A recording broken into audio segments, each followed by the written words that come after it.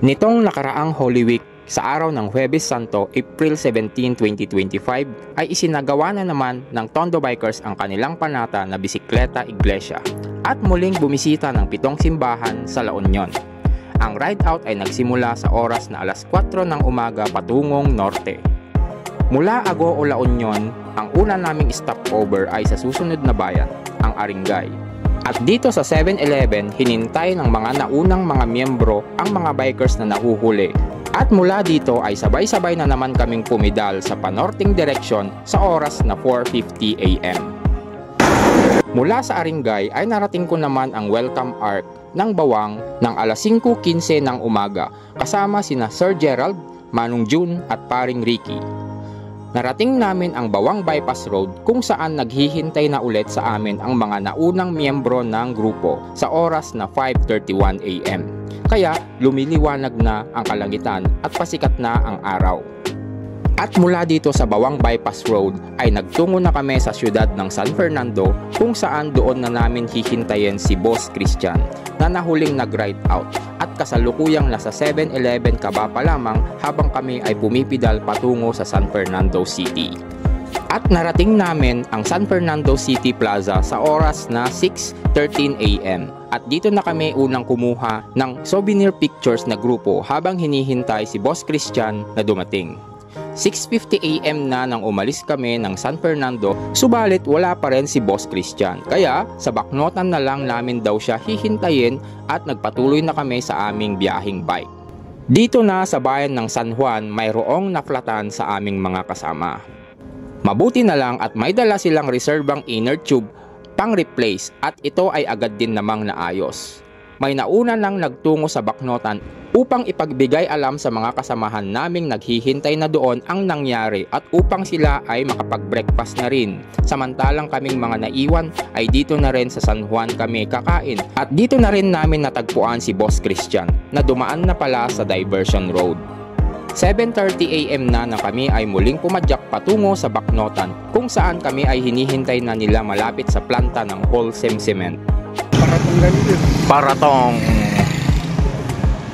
Sitio Paratong Poblasyon, Baknotan. At hindi ka talaga maboboring kapag nakasabay mo si Boss Christian sa pagbabike dahil may sound system ang kanyang bike bukod pa sa mga pagkaing dala-dala niya na ibinabahagi din niya sa grupo. At narating namin ang Holcim Cement ng alas 8:05 na ng umaga at mula dito ay sama-sama na naman kaming nagbiyahing bike patungo sa bayan ng Luna. Dinaanan namin ang papunta sa Imuki Island sa Barangay Parawer at pagkatapos ay huminto muna kami dito saglit sa man-made tunnel forest ng mga punong mahogany upang magpicture bago ituloy ang pagpidal patungo sa unang simbahang bibisitahin.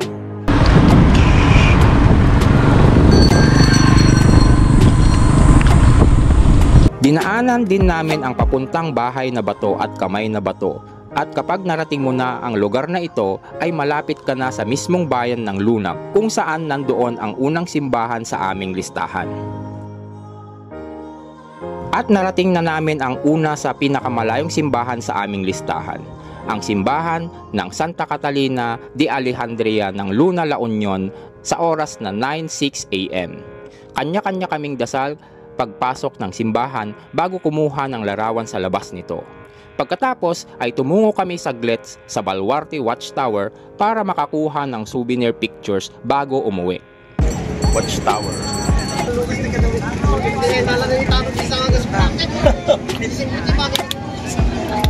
Bye Luna!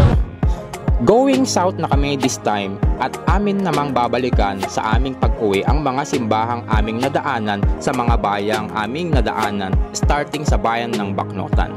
Kung ano ang mga lugar na nadaanan namin noong papunta ay iyon pa rin ang mga lugar na aming madadaanan katulad ng papuntang Bahay na Bato. Dahil patirik na ang matinding sikat ng araw at malayo na ang aming narating kaya ang mga batang bikers naming kasama ay nanghihina na. Kaya tinutulungan naman sila ng mga kasama naming malalakas pa para hindi masyadong mahirapan sa pagpadyak pauwi kung saan kami nagsimula kaninang madaling araw. Dumaan din kami sa Darigayos Bridge kung saan makikita mo dito ang letter stand D ng Santiago's Farm habang tinatawid ang tulay. At pagkatapos ay masisilayan mo dito ang napakagandang parte ng Darigayos Cove na mayroon ding mapuputing buhangin tulad ng sa Anawangin Cove ng Zambales. At Malablu Lagoon na tubig dagat na tunay na may pagmamalaki ng mga taga-Luna. Kaya marami ring mga beach cottages at resort sa lugar na ito na perfect puntahan kapag summer season na talagang mainit ang panahon. Nadaanan din namin ulit pauwi sa aming biyaheng bike ang mga man-made tunnel forest ng mga punong mahogany na marami ng mga sasakyan ang nakahinto at ang mga turista ay kumukuha ng mga larawan dito sa bantog na lugar na ito. Hindi katulad kaninang napakaaga pa na halos wala pang masyadong tao. Pagkatapos naming madaanan ang mga punong nagsisilbing pananggalang at tumatakip sa matinding sikat ng araw sa aming biyahe, sa bahagi ng Barangay Almeida sa Balawan, ay heto na at bumungad na ang matinding sikat ng araw sa mga ruta namin sa kalsadang patungong Baknotan, lalo na at pasapit na ang alas 12 ng tanghali. Kaya noong nakakita ang mga kasama namin ng nagtitinda ng malamig na maiinom sa gawing medyo malilim na parte ng gilid ng kalsada, ay huminto muna kami para bumili at nagpahinga saglit bago maghanap ng makakainang karinderya ng pananghalian. 11:37 AM naman na nang makakita kami ng mga lutong ulam dito sa J&B Eatery, kaya ipinark na namin ang aming mga bisikleta at dito na kami bibili at kakain ng tanghalian.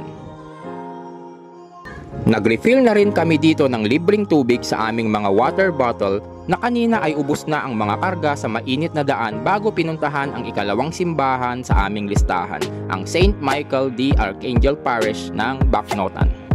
Hindi na rin kami masyadong nagtagal dito para hindi kami abutin ng gabi sa aming pag-uwi. Kaya pumidal na naman kami sa aming biyaheng bike patungo sa bayan ng San Juan at tinungo ang St. John the Baptist Parish, kung saan may makabagong imahe ditong ipinatayo sa labas ng simbahan na sumisimbolo sa makasaysayang pagbibinyag ni San Juan kay Jesus, bukod pa sa painting ng pangyayaring ito sa loobang kisame ng simbahan. Ang naturang imahe sa labas ng simbahan ay wala pa noong ikatlong bisikleta iglesia namin, sapagkat isa rin ito sa aming mga simbahang binisita noon. Narating naman namin ang ikaapat na simbahan sa aming listahan sa oras na 1:19 ng hapon. Sa puntong ito ay isa sa mga kasamahan namin na si Joshua ay pinupulikat na ang binte, kaya pinapatalian niya ito. Saglit lang kami dito sa Cathedral Parish of St. William the Hermit sa siyudad ng San Fernando at lumarga na ulit kami sa ikalimang simbahan patungo sa bayan ng Bawang La Union sa oras na 1:27 ng hapon.